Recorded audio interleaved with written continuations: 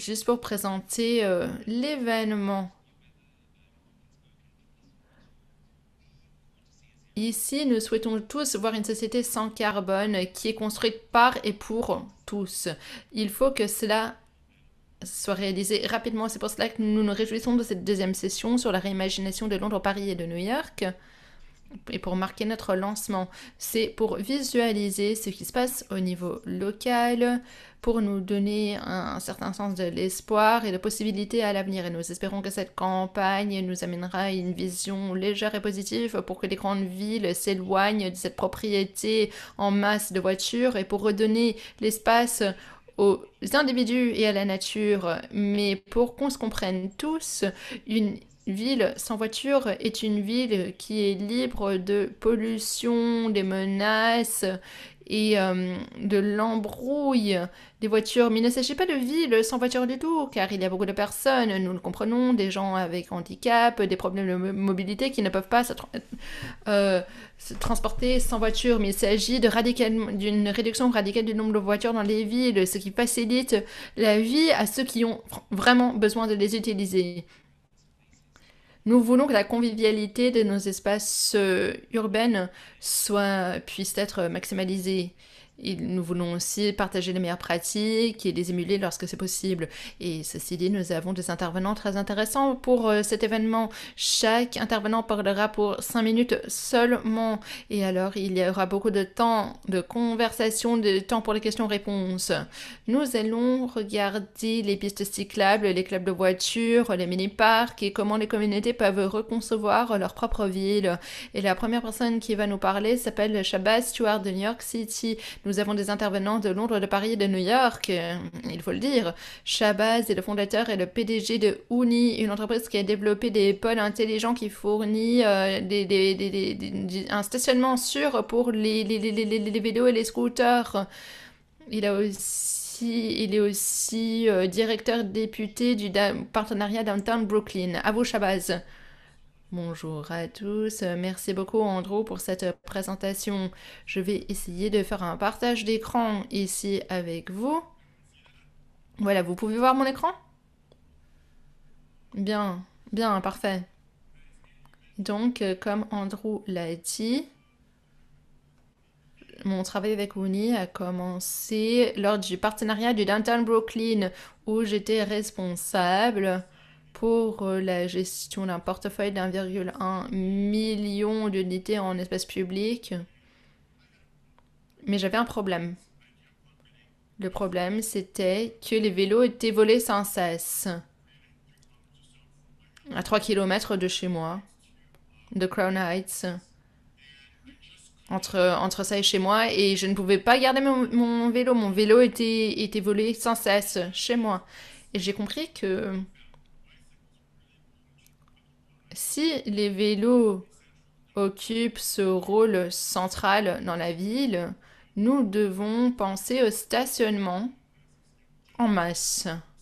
Et globalement, New York a beaucoup de retard comparé à Londres et à Paris au niveau du cyclisme et du stationnement. À Londres, il y a 150 000 espaces de stationnement vélo, 7 000 sont sécurisés. À New York, en 2015, il y en avait 0 poste de stationnement. Bon, je vais tenter, mais j'ai du mal à passer à la prochaine diapo. 25% des ménages à New York, donc 2 millions de personnes, ont vécu un vol de vélo. C'est la barrière à l'adoption d'un vélo dans la ville. Et si vous parlez des gens qui sont déjà cyclistes, des gens qui sont déjà à l'aise lorsqu'ils sont à la rue sur leur vélo. Et si on leur demande pourquoi ils ne prennent pas le vélo plus souvent, ils disent que ce n'est pas un problème de sécurité, mais plutôt qu'ils ont peur de se faire voler le vélo et qu'ils ont nulle part à mettre leur vélo. Ou mettre leur vélo. Et lorsque nous avons compris ceci dans le contexte de la culture de voiture, en fait, les voitures ont tout. Ils ont des options abordables, ils ont aussi des postes de stationnement partout. La ville de New York a entre 3 et 4 millions d'espaces de stationnement gratuits. Et dans les nouveaux bâtiments, c'est une exigence. Mais ils ne donnent rien pour les vélos et les scooters. Mais nous espérons que les vélos et les scooters deviennent une façon de se transporter de façon plus pertinente. Et sinon, je dirais que 75% euh, des 75%, 75% de ces trajets dans 75% de ces trajets, les gens ne vont pas loin. Donc, il faut passer de ces trajets de voiture à la micromobilité pour préserver les voitures pour des trajets plus longs, pour ceux qui ont vraiment besoin de parcourir certaines distances. Et vraiment le rôle des endroits pour parquer son vélo.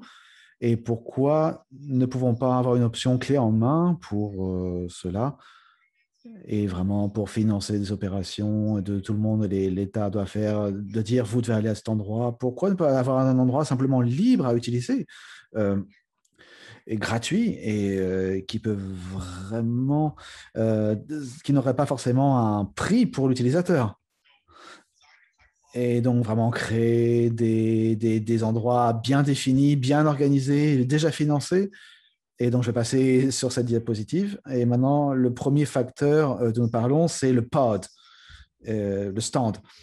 Et je veux vraiment que 20 000 ou 30 000 endroits où on pourrait garer son vélo. Et ça peut être vraiment utile pour des endroits avec une forte densité ou une basse densité de population. Et donc, vous voyez que ce pod, il pourrait vraiment contenir jusqu'à 20 ou 60 vélos. Et vraiment, ce sera intéressant, vraiment. Et quelqu'un pourrait dire, je pourrais avoir un endroit, par exemple, une municipalité pourrait dire que j'ai 300.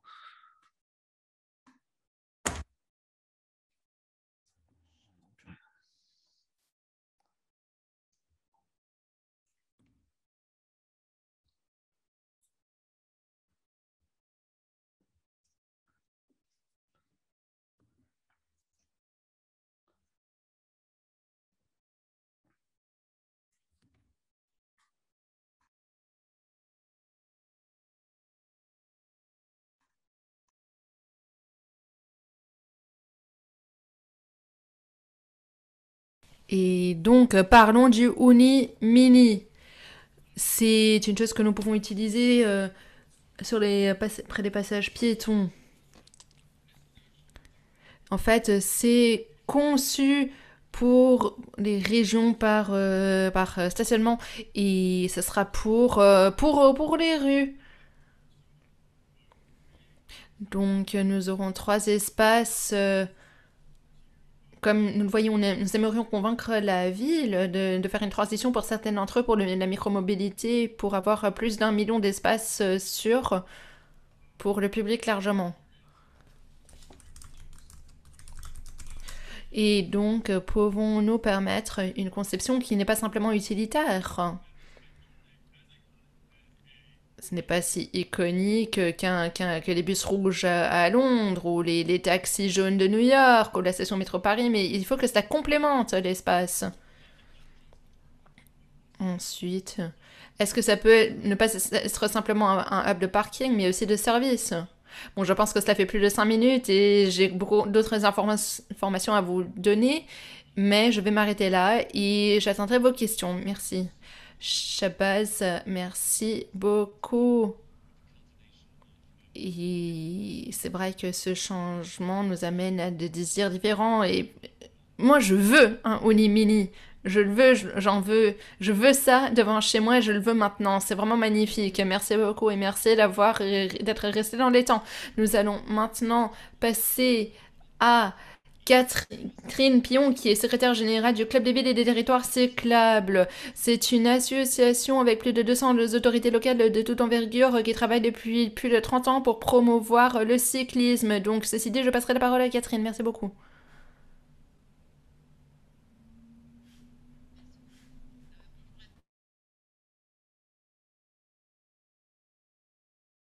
C'est une association nationale qui fédère des collectivités, des villes, des intercommunalités, des départements, des régions de toutes les tailles en France Ça va d'une commune en Indre-et-Loire qui fait 3000 habitants à la région Île-de-France qui compte plus de 12 millions d'habitants. Donc, nous avons vraiment des adhérents très variés. On a toutes les métropoles qui sont adhérentes dans l'association, mais aussi des territoires ruraux, des territoires périurbains, ainsi que des villes moyennes. Et pour ce qui concerne Paris, nous avons 37 adhérents dans l'association qui sont dans la métropole du Grand Paris et la banlieue. Donc, le point commun entre toutes nos collectivités, cette association, elle existe depuis 30 ans, mais ce sont des villes qui se sont engagées pour augmenter la pratique du vélo au quotidien. Pas le vélo sportif, pas le vélo pour faire du tourisme, mais bien pour que le vélo soit un mode de déplacement reconnu comme tel, complémentaire, comme le disait Chabaz, complémentaire aux autres modes de transport. Donc, on peut dire que sur la place de la voiture et sur le fait que le vélo arrive, depuis 87, donc ça fait plus de 30 ans, à l'initiative de l'Europe, il y a eu des journées sans voiture et des autres expérimentations qui se sont mises en place pour tester en grandeur nature les effets positifs des villes débarrassées de la circulation automobile. Ça a permis aussi de voir les difficultés que ça générait d'enlever les voitures. En gros, c'était plutôt réservé au centre-ville. Et puis, ces journées, elles étaient tellement fugitives, tellement rapides qu'un certain nombre les accusaient d'être un peu un alibi pour laisser les voitures rouler tout le reste de l'année. Mais tout de même, on ne peut pas, comme on dit, jeter le bébé avec l'eau du bain. Ces journées-là, symboliques, elles ont quand même vraiment permis de bousculer le symbole de liberté individuelle qu'incarne la voiture. Hein. Je rentre dans ma voiture et je vais quand je veux, où je veux. Ben voilà, ces journées, elles ont permis de montrer que vivre dans une mobilité décarbonée, c'était beaucoup plus agréable et ça a permis d'élargir la sphère des défenseurs des villes sans voiture. Et les événements, depuis les années 80, So the events since the 90s, things get widened as we have the streets, then we have a whole district, and things got even wider. So now everything's running in France, but I would like to focus more on the Paris region. So, for example, in Paris, well, progressively the whole city received this car-free day. We have other experiments. For example, pour organiser un événement toute la journée sur cette autoroute, avec des milliers de personnes qui marchaient sur l'autoroute et qui se disaient, mais bon sang, quand est-ce qu'on aura cet espace pour nous et quand est-ce qu'il sera repris à la voiture? Aujourd'hui, cette autoroute, elle est fermée et il va y avoir un tramway, des trottoirs, des pistes cyclables, etc. Et puis, il y a eu l'expérience du périphérique. Le périphérique, c'est ce qui entoure la ville de Paris. Hein. C'est une autoroute qui entoure la ville de Paris, qui est extrêmement polluant, avec des 3 voies, 4 voies, 2 voies. Eh bien, il y a eu une expérience qui s'est un peu inspirée d'ailleurs de celle de Montreuil et qui a permis pendant une nuit blanche, hein, une nuit culturelle où les musées sont ouverts, eh bien, de fermer entre 2 portes, entre les villes de Aubervilliers et des Lilas, de fermer le périphérique. Ça a été une petite révolution de nuit de pouvoir marcher sur le périphérique. Voilà, donc ce sont des actions radicales qui ne peuvent être que ponctuelles parce qu'on bloque tout, hein, toute la circulation automobile est bloquée, ça dure une journée, ça dure une nuit, c'est festif, c'est très symbolique. Mais pour construire des alternatives à l'autosolisme, au fait de prendre sa voiture tout seul pour aller quelque part, eh bien, il faut beaucoup de temps pour le réaliser, il faut du temps pour changer les comportements et arriver à une forme de culture du renoncement, parce que c'est vrai que la voiture, elle symbolise la liberté individuelle, hein, et elle s'est démocratisée, donc ça représente vraiment ça. Et donc, il faut du temps. Il faut du temps et surtout, il faut construire des alternatives. Qu'est-ce qui s'est passé avec le Covid? La crise du Covid, eh bien, ça a permis de montrer que le ponctuel, il durait. C'est-à-dire qu'au lieu de se débarrasser des voitures pour une journée et pour faire la fête, eh bien, avec le confinement, la ville confinée, elle a permis de découvrir le silence, la pollution réduite. Et beaucoup de personnes se sont dit, mais finalement, il faut absolument réduire la place de la voiture. Et là aussi, on a énormément élargi le consensus autour du fait qu'il fallait que les voitures, elles ne soient plus aussi nombreuses dans les villes. Et donc, ça a donné beaucoup d'arguments et du courage aux élus pour accélérer les projets qu'ils avaient pour répartir l'espace public entre les piétons, les cyclistes et les automobilistes. Et donc, ils se sont dit, on peut accélérer nos projets, on peut les amplifier, on peut les démultiplier.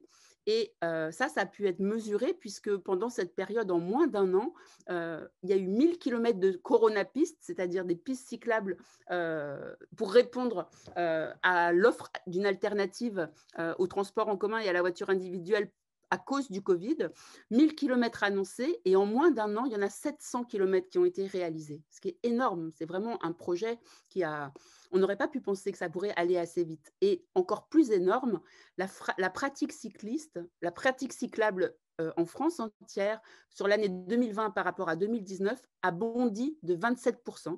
Elle a bondi de 27% entre 2020 et 2019. Donc, une modification absolument incroyable qui a particulièrement été importante à Paris, puisqu'à Paris, on parle de 67% d'augmentation de la fréquentation cyclable. Donc, pour beaucoup d'élus, cette période, elle a été une fenêtre d'opportunité. Voilà, la crise sanitaire, c'est terrible. Et en même temps, pour le vélo, ça a été une belle opportunité pour développer le vélo et montrer que c'était une alternative possible. Et donc, il s'est imposé, il est devenu beaucoup plus visible dans l'espace public et il a acquis de nouveaux défenseurs. Alors, comment on fait? Il faut du temps, je l'ai dit. Comment on fait pour donner plus de place au vélo et reprendre à la voiture? Eh bien, on reprend des espaces de circulation. Donc, il y a des rues où il y avait 2 files pour les voitures qui passent à une seule. On reprend du stationnement pour les voitures et on fait, comme l'a dit Shabazz, des petits plots comme ça pour mettre des vélos à l'extérieur où on met des terrasses de café, on met des petits jardins, on reprend des places de stationnement et on met aussi des pistes cyclables. On ralentit la vitesse de la ville aussi, c'est-à-dire que si les voitures roulent à 50 km/h, c'est beaucoup plus dangereux pour les piétons et les cyclistes. Donc, on descend la vitesse à 30 km/h ou même à 20 km/h dans certains quartiers. Et puis, on crée des espaces protégés, comme par exemple autour des écoles. On crée des rues aux enfants, des rues scolaires, où les voitures sont interdites, de manière à ce que les enfants aient un espace pour s'amuser, se retrouver avant l'école, après l'école, avec les parents, etc. etc. Donc, l'enjeu maintenant pour les villes françaises, c'est vraiment il y a eu un élan historique en faveur du vélo, vraiment, et donc maintenant, il faut le pérenniser, l'amplifier et faire que ce ne soit pas une période transitoire liée à la Covid, mais vraiment que ça ait permis de dessiner et de montrer à tout le monde l'intérêt de ces espaces pour demain. S'il me reste 1 minute, je peux continuer un tout petit peu? C'est juste pour vous dire, je n'entends pas si je peux ou pas. One very quick minute. Ouais, vous avez juste 1 minute, très courte minute. Donc, il y a quand même des petits risques. Il faut rester vigilant parce que on a quand même des questions de justice sociale. La mobilité propre, ça peut coûter cher. Avoir une vieille voiture mal entretenue, même si ça coûte très cher, ça coûte quand même moins cher que d'avoir une voiture propre ou même certains vélos cargo, etc., qui peuvent être extrêmement chers. Donc, il faut être vigilant à mettre en place des aides pour que ce ne soit pas un frein de changer sa mobilité. Deuxième enjeu de justice, c'est la justice générationnelle.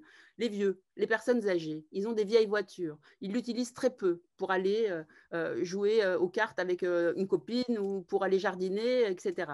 Eux, ils n'utilisaient pas beaucoup leur voiture. Il faut faire attention à ce que le fait de leur dire « vous ne pouvez plus utiliser votre vieille voiture » ne les condamne pas à ne plus avoir de mobilité. Justice générationnelle. Évidemment, il y a la justice générationnelle des vieux qui ont fait n'importe quoi et des jeunes qui trinquent, mais ce n'est pas de ça dont je voulais parler. Justice territoriale.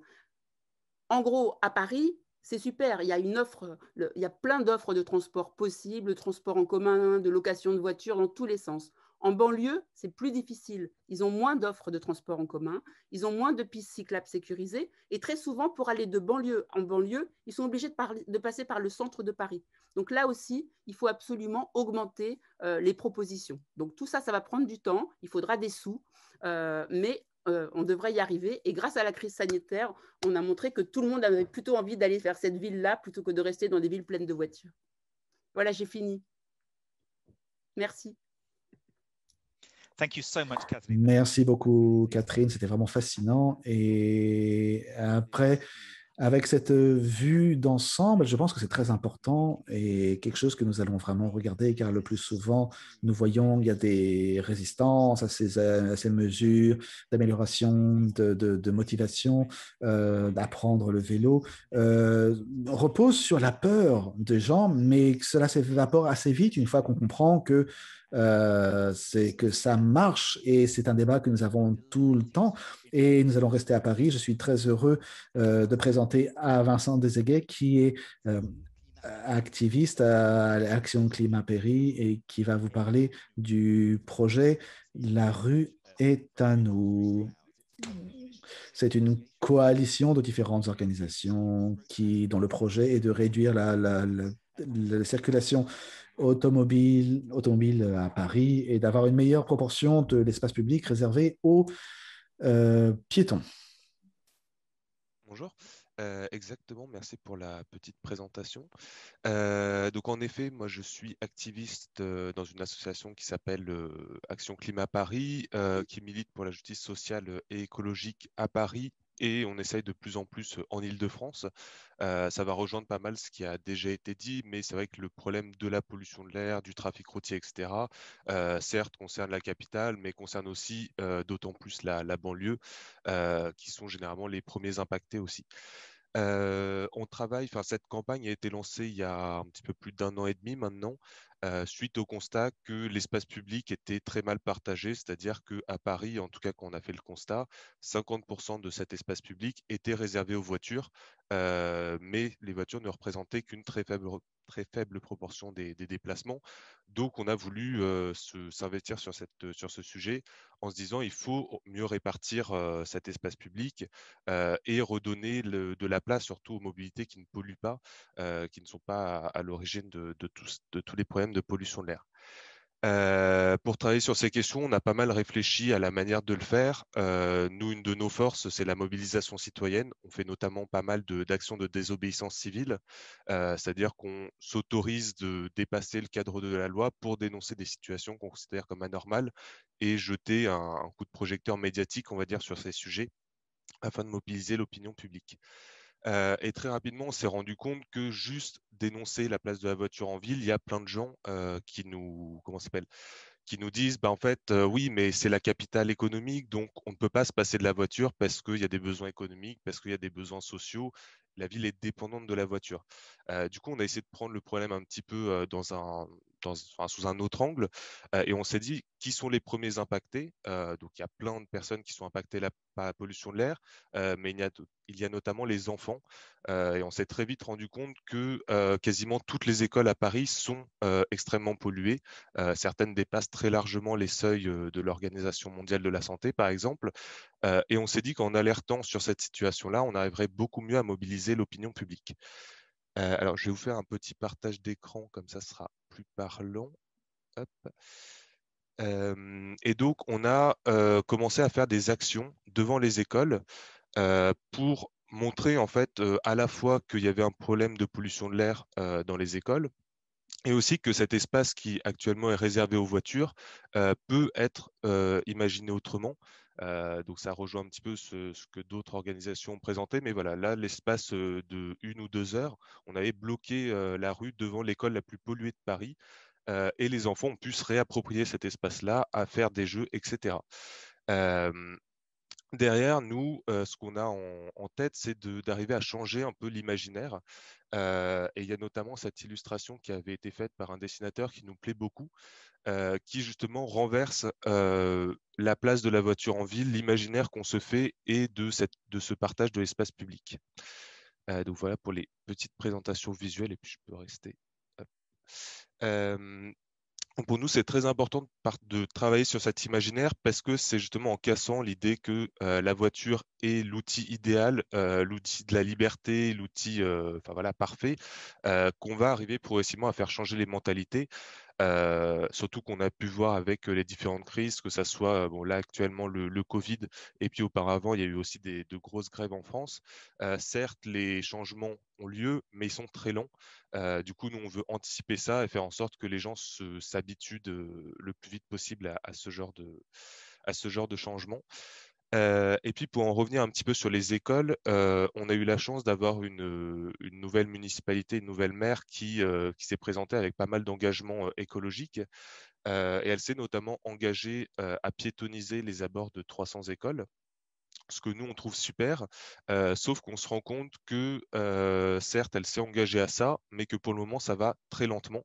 C'est-à-dire qu'ils nous disent, oui, oui, on va le faire, mais là, ça fait 8 mois à peu près qu'ils ont été élus. Il y a eu encore très peu de choses qui ont été mises en place. Et donc, nous, on continue de se mobiliser pour voilà, faire en sorte qu'ils se rappellent que c'est une urgence, que ce n'est pas quelque chose qui peut attendre 5, 10 ou 20 ans encore, parce que les problèmes ont déjà lieu. Et pour ça, voilà, on essaye de réfléchir à comment à la fois montrer que ça va dans le bon sens, sans pour autant bloquer ce qu'ils font, mais sans pour autant non plus dire qu'ils font tout bien parce que à notre sens, ça va pas assez vite. Et puis pour finir sur ça, pour pas dépasser mes 5 minutes, on essaye aussi, donc, comme je disais au début, d'élargir un petit peu notre zone d'activité, on va dire. Et donc, on essaye de créer un réseau qui s'étend en dehors de Paris. Et donc, on essaye de plus en plus de travailler avec des collectifs d'habitants, des écoles, des associations qui travaillent sur ces questions pour que dans les futures élections, on puisse porter un mouvement citoyen vraiment et montrer qu'il y a une vraie attente publique sur ces questions-là et sur ces enjeux, que ce soit la pollution de l'air, la sécurité routière ou plus pour nous, la question climatique. Voilà, j'ai terminé. Merci beaucoup. Vincent, thank you so much. Merci beaucoup, Vincent, pour ces images très optimistes du travail qui est fait au niveau local. Et je vois également qu'il y a une fantastique conversation qui a lieu sur le chat et avec plein en détails. J'aime beaucoup tout ce qui est dit. J'ai vraiment de bonnes idées pour lancer des différents produits. Et les t-shirts de la rue est à nous que vous pourrez porter. J'espère que vous en avez. Si vous n'avez pas, vous devriez en faire. Et nous avons encore deux intervenants fantastiques. Avant de passer à vos questions, continuez à mettre votre question sur le chat dans la boîte Zoom parce que nous allons pouvoir y répondre directement. Ensuite, je vais passer la parole et je vais avoir la joie de présenter. Eh bien, si je le présente comme étant un ancien conseiller un ancien conseiller à Hackney pour la gestion des déchets, eh bien malheureusement, simplement dire que c'est simplement un conseiller de Hackney, ça ne suffira pas pour décrire suffisamment et de manière adéquate à Daniel Burke. Donc maintenant, je vais simplement vous passer la parole pour que vous puissiez faire votre présentation. Vous devez allumer votre micro, John, pour que nous puissions vous entendre. Désolé, j'étais encore coupé. Je suis très heureux de revoir toutes les personnes que je connais. Je vais vraiment... Et vraiment, je remercie, en tout cas, je salue vos efforts que vous avez faits pour que nos voisins français se sentent les bienvenus au cours de cet événement. Donc, je vais vraiment parler très brièvement de mes expériences les plus récentes que j'ai connues, et vraiment de l'inspiration que j'ai eue de Ravi, que j'ai fait à Paris, et qui est absolument fantastique. Et ça m'a vraiment touché. Et vraiment, Brenda, qui nous a posé beaucoup de questions pour savoir comment nous pouvions parler de la question de l'égalité. Et ce que nous avons fait que nous avons vraiment fait un travail, par exemple à Hackney, 70% des foyers n'ont pas de voiture et c'est un endroit très peuplé. De nombreux foyers n'ont pas d'accès aux des espaces verts et Brenda m'a posé de nombreuses questions pour savoir ce que nous pouvions faire pour des questions de terrain. J'ai malheureusement que 5 minutes et je voudrais vraiment revenir et parler vraiment de la tradition qui revient très très loin, y compris dans l'histoire, y compris jusqu'à la guerre civile Angleterre et la question de la terre et la distribution des terres dans le Royaume-Uni. Et nous n'avons pas malheureusement pas le temps pour parler de tout cela, mais ce que nous avons, en donnant de la place à la voiture, nous avons donné une minorité de personnes Ce n'est pas d'un point de vue personnel en tout cas, mais vraiment nous avons permis à cette minorité de monopoliser une grande partie du sol et de l'environnement.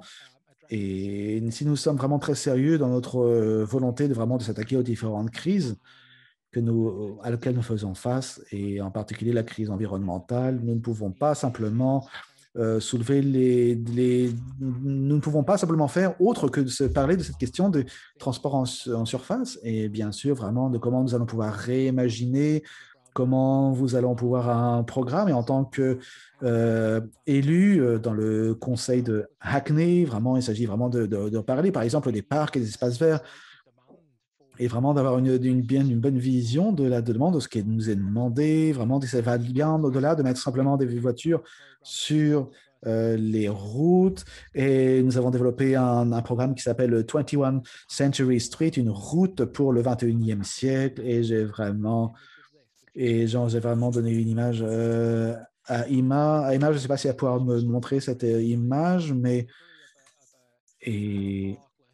et vraiment, nous visons vraiment à pouvoir fournir un parc aux habitants. Ce ne sera pas vraiment quelque chose d'exclusif, ce sera quelque chose de beaucoup plus inclusif et vraiment, les gens peuvent vraiment s'amuser, se relaxer.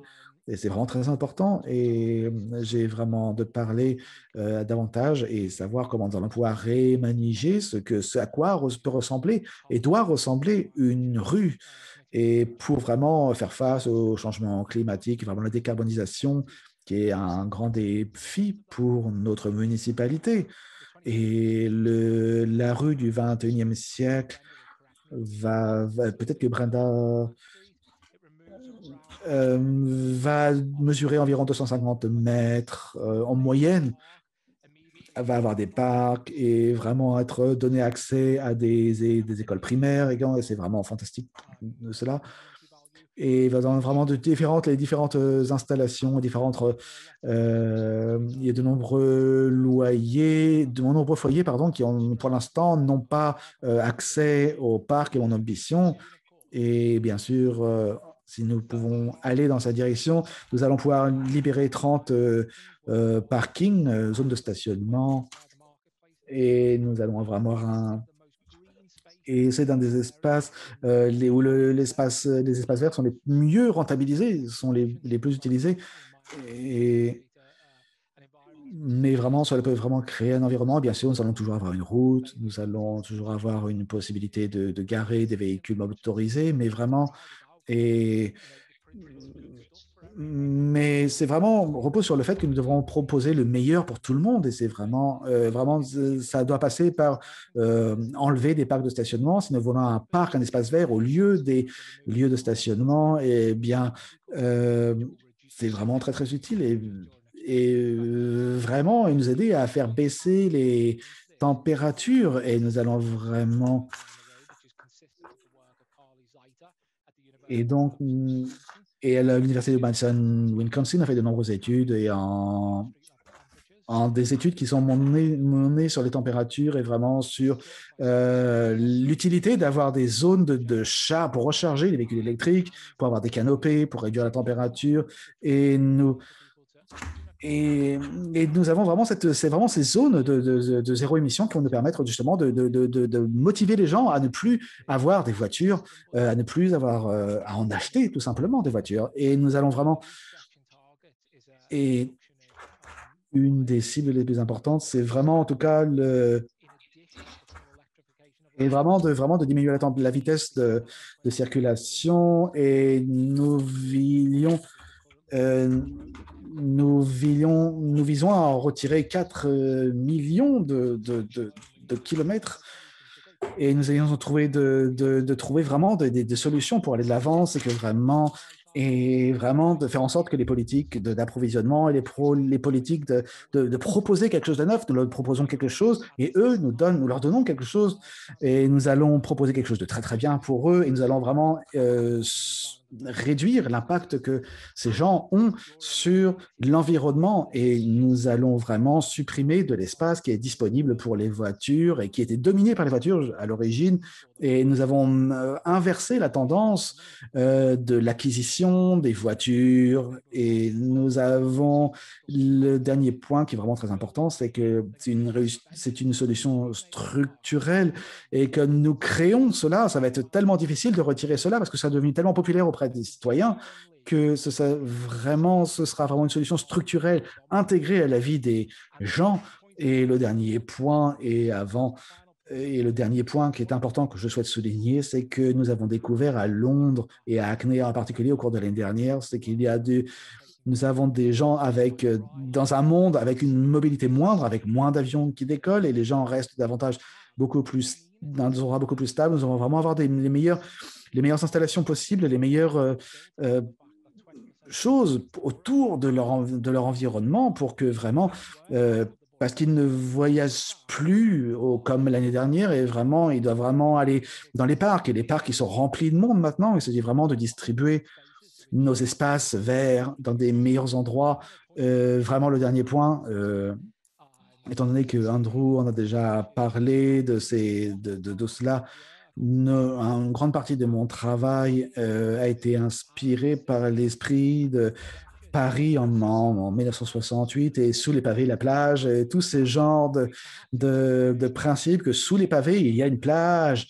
Et j'ai envie de vous dire que maintenant, il y a aussi sous les pavés, il y a un jardin et nous pouvons planter des arbres et nous pouvons redonner cet espace aux résidents de ces villes. Nous pouvons également, nous pouvons vraiment éliminer tous les risques et vraiment avoir un impact beaucoup plus positif.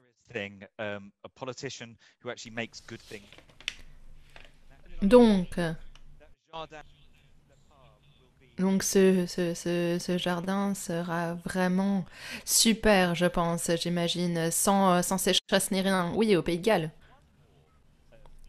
Donc, encore une petite visualisation des belles choses qui sont déjà là. Je vois que nos illustrateurs font un très beau travail qui affiche visuellement cette conversation. Je vais vous présenter Brenda Puech, qui est de l'organisation de la campagne des parklets de Londres, donc des mini-parcs, des mini-espaces verts de Londres. La première fois que j'ai vu ça, c'était à Los Angeles. C'était vraiment intéressant. Et sa campagne recherche l'accessibilité pour trouver des autres façons de stationner les voitures et pour qu'il y ait des mini-parcs communautaires partout à Londres. Elle a gagné un prix pour cela à Londres, pour sa campagne réussie, pour la facilitation de la création d'un programme pour ces mini-parcs à Hackney, et puis elle est consultante de design inclusive aussi. Brenda, vous avez 5 minutes et cela commence maintenant. Bien. Je vais partager mon écran. Donc, John Burke est difficile à suivre. Bonjour à tous en tout cas. Et merci.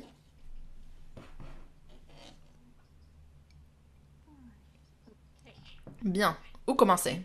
C'est super d'être ici avec vous. Je suis Brenda, je suis de la campagne des mini-espaces verts de Londres, la London Parklet Campaign en anglais, et je me réjouis de vous en parler. Les parklets ont débarqué à Londres en 2015.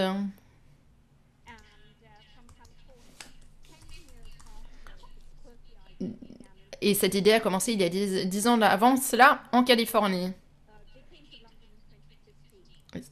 Mais on les a vus pour la première fois à Londres en 2015. Mon borough, Hackney, donc ma commune, était une des premières communes à installer ces choses à Londres. On a commencé à installer ces mini-espaces verts à Londres pour soutenir cette culture café. C'était super, mais c'était assez onéreux. Et alors, il y en avait très peu. Il n'y avait pas de processus formel pour faire des demandes pour ces mini-espaces verts. Ensuite a débarqué la Covid. Le gouvernement a réalisé que les espaces pour manger à l'extérieur était en manque. Maintenant, les gens qui auraient mangé dans les cafés mangeaient dehors.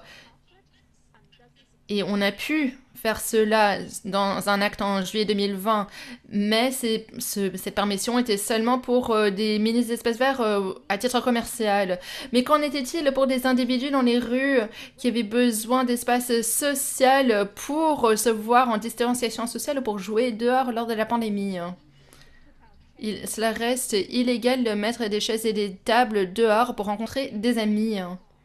Lorsqu'une voiture garée a une priorité par-dessus celle des enfants qui souhaitent jouer dans un espace de stationnement. Vous voyez un enfant qui est en train de jouer dans la photo, qui joue à la marelle.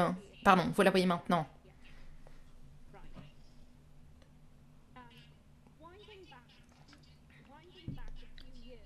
Maintenant, reculons quelques années. Nous sommes maintenant en 2017. En tant que citoyenne normale, d'habitante normale, je m'étais posé la question, est-ce que ces mini-espaces verts pourraient être permis dans les rues résidentielles? Je me suis dit qu'on pourrait avoir beaucoup plus de ce genre d'espace si c'était moins cher et plus rapide et réalisé par les habitants eux-mêmes. J'ai demandé la permission d'installer un espèce de stationnement pour personne dans ma rue, mais on me l'a refusé. J'ai quand même réalisé ce projet. J'ai installé un mini-parc joli et peu onéreux sans permission. Et la communauté locale a été vraiment superbe et m'ont beaucoup soutenu. Le conseil, par contre, n'était pas très content.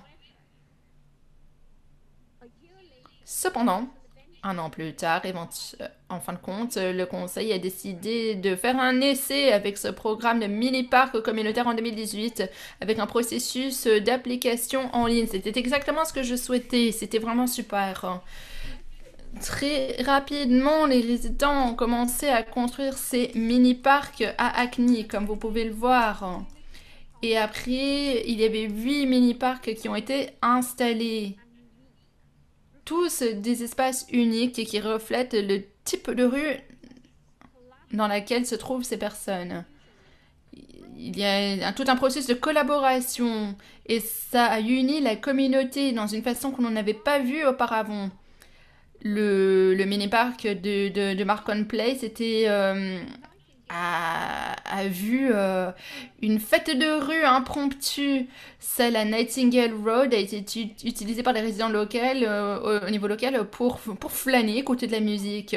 Il y avait un parklet de jardin d'herbes. C'est utilisé par toute la rue pour recueillir des herbes et pour bavarder entre-temps.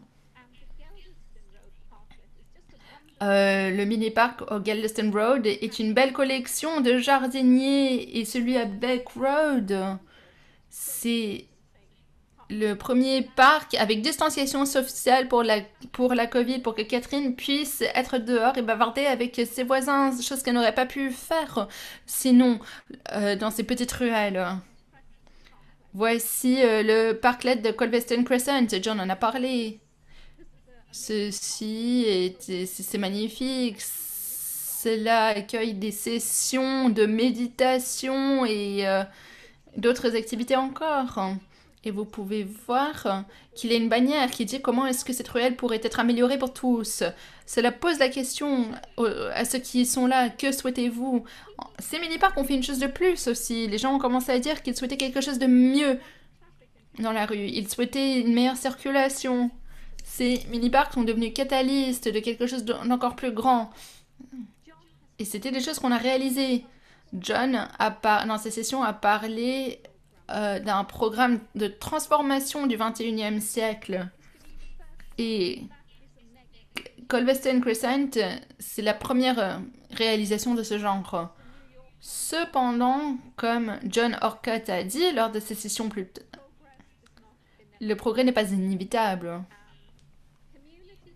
Ces mini-parcs communautaires n'ont pas été si populaires à Londres et ont les a même arrêtés à Acne. C'est vrai qu'il y a des mini-parcs guérilla, en clandestin, en communautaire, mais si on souhaite en construire, il faut être très motivé, il faut beaucoup de ténacité, et il faut vivre dans un des boroughs, dans une des communes de Londres, qui ne les détruit pas. Certains d'entre nous,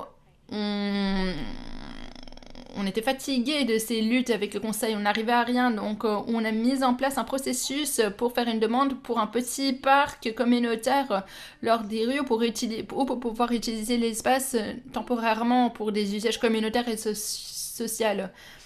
On pense qu'une approche qui vient du bas permettra quelque chose qui peut s'agrandir, quelque chose de transformatif pour construire ce programme de mini-parc communautaire. Cela permet aux gens de s'approprier de leur rue, cela donne ce sens de possession, de fierté, cela permet aux gens d'imaginer un autre avenir pour leur rue, autre que le stockage des voitures. Nous nous réjouirons de vous voir dans notre campagne des mini-parcs de Londres. Nous venons de beaucoup de milieux différents, nous avons des intérêts différents et vous êtes tous les bienvenus. Je vous remercie de votre écoute. And I find myself really quite moved. Brenda, merci beaucoup. Je trouve c'est très émouvant de voir ces gens et comme vous l'avez dit, c'est des gens comme vous vous avez cette ténacité, vous persistez, c'est des gens comme vous qui changez le monde, en fait. Même avec ces petites actions, donc c'est merveilleux, je vous remercie. Je remercie tous nos intervenants. Il nous reste un peu de temps pour des questions. Et avec mon t-shirt et mon Uni Mini, je ne peux pas m'arrêter avant d'avoir un parklet dans ma rue. Et maintenant, c'est une question ouverte pour vous tous. Quel conseil est-ce que vous donneriez à ceux qui souhaitent démarrer ce processus de changement dans leur quartier? Passons le micro à Shabazz pour une petite réponse. Yeah, I think that's a great question. Oui, je pense que c'est une belle question. Vous savez, il faut prendre des risques. Il faut avancer. Il y a beaucoup de personnes qui pensent qu'ils doivent avoir un poste de fonctionnaire public ou ils doivent faire partie d'une grande corporation, une grande organisation. Mais il n'y a pas de raison pour laquelle on ne peut pas se rassembler avec ses voisins, de lever des fonds pour un projet pilote pour montrer aux gens la bonne façon d'avancer. Je pense qu'il y a énormément de puissance dans les projets pilotes et dans ces concepts. Et si quelque chose vous passionne, allez-y, foncez. Ce sont les plus engagés qui gagnent. Et vous pouvez créer cet exemple qui attire. Et les militants, les gouvernementaux sont probablement moins passionnés. Donc c'est à vous de montrer la voie. Oui, ce sont les plus engagés qui gagnent. Ça, c'est une belle règle. Vincent, qu'en pensez-vous? Bah, je pense que oui, ça peut partir très facilement des habitants et qu'il y a besoin même que ce soit les habitants qui montrent que justement ils sont dans cette demande-là. Tout peut partir de quelques personnes, on l'a vu avec plein de mouvements. Je pense par exemple au Vendredi pour le climat lancé par Greta Thunberg, où c'est parti d'un très petit groupe qui, au fil du temps, se sont mobilisés. Et nous, par exemple, sur La rue est à nous, on essaye de reproduire ça avec les parents, en partant de quelques parents qui sont très sensibles à cette cause, qui vont transmettre cette passion, cette volonté de faire changer les choses, qui progressivement vont constituer une communauté et ensuite pouvoir influer sur à la fois les politiques publiques et puis sur l'opinion générale, parce que quand il y a 10, 100, 1000 personnes qui se posent ce genre de questions, ça interroge l'opinion publique et du coup, on peut créer du débat autour de ça et faire changer les choses progressivement. Thank you, Catherine. Merci beaucoup, Catherine.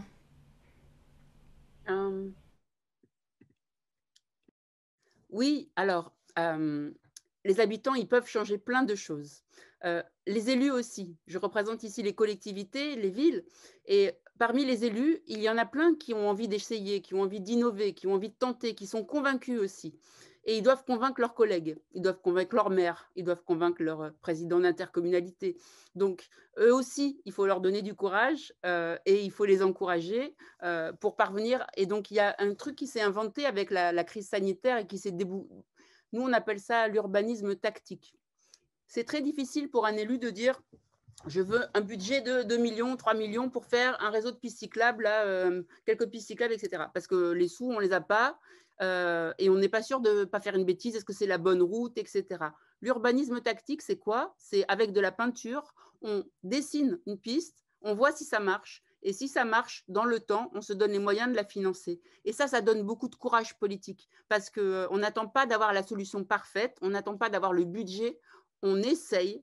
Ça calme tout le monde en plus. On radicalise moins les opposants qui disent « Oh là là, mais on ne pourra plus se garer, oh là là, mais… » Et là, on arrive à changer les choses, je dirais, dans la douceur et dans la conviction, avec une expérimentation qui permet de trancher après et pas avant. Et ça, c'est un super atout. Donc, je pense que ça, c'est l'avenir aussi pour nos villes.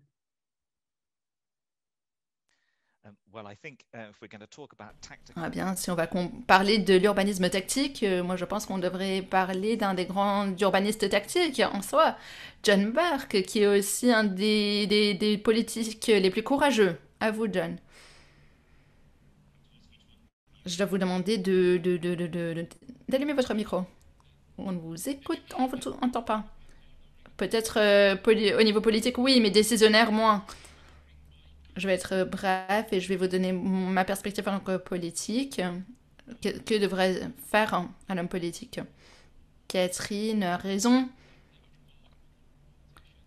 Il y a beaucoup de politiques qui n'ont pas ce courage et c'est le composant fondamental qui manque. Après, c'est une question plus profonde. C'est difficile d'y répondre actuellement, mais j'ai 2 recommandations aux politiques qui souhaitent assister dans ce processus ou installer des initiatives. Parlons d'une anecdote d'un héros de l'urbanisme tactique, ou l'urbanisme généralement.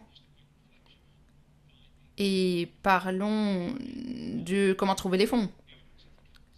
Lorsque les conseillers de la ville de New York ont voté pour rejeter le parc de Washington Square après une longue campagne réussie de Jane Jacobs et les parents au niveau local qui ont utilisé ce parc et qui résistaient à cette dominance de cet espace qui excluait les familles. Donc, je pense que maintenant, ce ne serait pas une bonne idée, mais à ce moment-là, cette transformation était très réelle. Et donc, on a rejeté la proposition. Monsieur Moses, il a tapé sa main sur le bureau et a dit « Personne ne s'oppose à ce programme, mais il y a plein de maires à qui il faut penser. » Et en fait, la leçon, c'est que les politiques ne doivent pas lutter contre les maires des maires.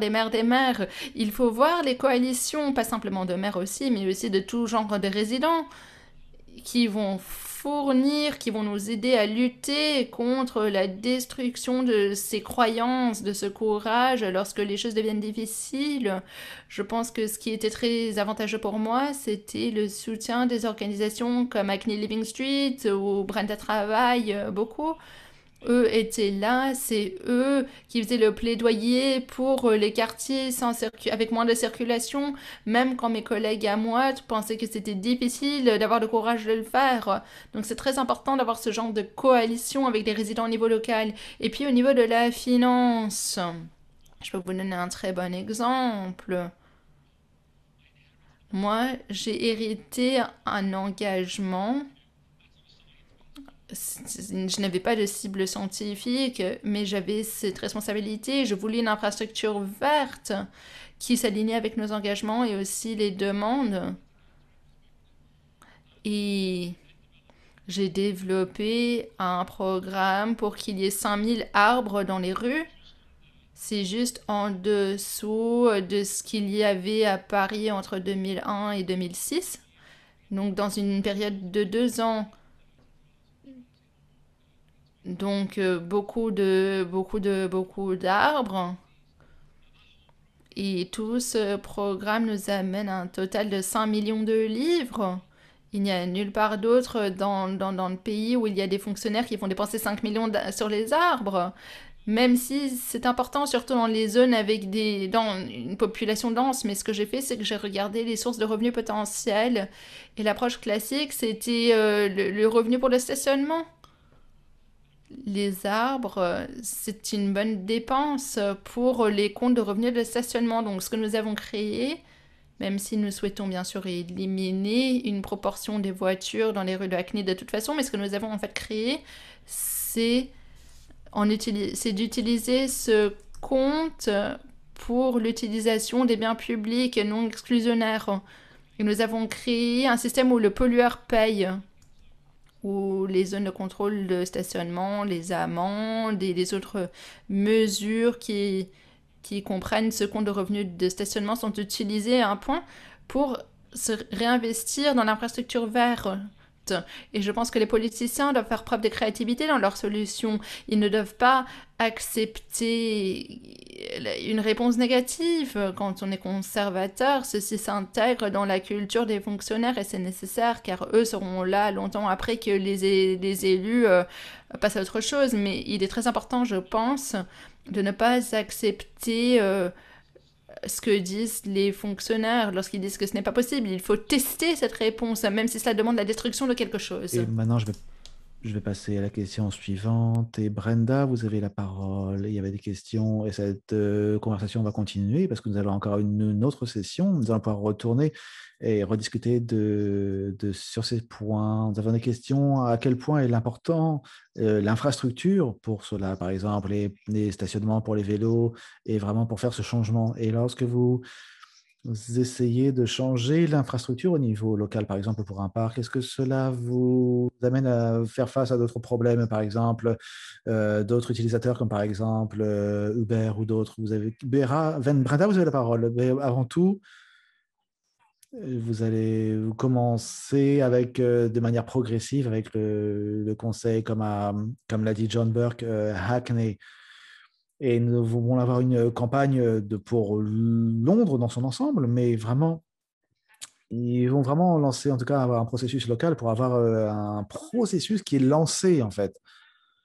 Et pour ce qui en est l'utilisation commune et concurrente des routes, eh bien, je pense que nous sommes arrivés à un point, nous pouvons voir que les vélos sont en train de prendre le pouvoir dans les rues. Et en tout cas, je pense que notre grande ambition est vraiment d'avoir vraiment d'avoir un côté de la route. C'est vraiment quelque chose de relativement modeste, malheureusement. Vraiment, cela devrait être le choix par défaut. Nous pouvons aller sur un parklet et ça n'a même pas besoin d'avoir quelque chose. Nous devons simplement être en mesure de pouvoir sortir, d'aller dans la rue et sur la route et de pouvoir de parler. Ça n'a pas vraiment besoin d'être quelque chose de quoi que ce soit de permanent. Vous pouvez charger des choses, décharger des choses. Il y a suffisamment de place dans la rue et sur la route et vraiment. Et bien sûr, 95% du temps, ça ne pose absolument aucun problème. Il y a une grande portion de l'espace qui n'est pas utilisée, qui est gâchée et qui n'est pas encore utilisée comme il se doit. J'espère que ce sera à l'avenir. Merci beaucoup, Brenda. C'est une fantastique note pour en finir avec cette session. Mais avant d'avoir la pause, avant la troisième séance, si les personnes veulent rester en contact et vraiment nous rejoindre carfreemegacity.org vraiment pour avoir les dernières informations et les dernières évolutions. Nous allons faire une pause pour environ 18 minutes et nous allons revenir à 17h, heure londonienne, pour avoir une troisième séance également fantastique. Nous allons avoir un ensemble de photos avec des visualisations, des graphiques, une présentation graphique pour notre site internet et un grand merci pour le grand pouvoir de visualisation et d'imagination de toutes les possibilités qui peuvent être réalisées au niveau local. Brendan, Shebaz, John, Vincent, je vous remercie tous et nous allons vous revoir dans quelques instants. Merci beaucoup.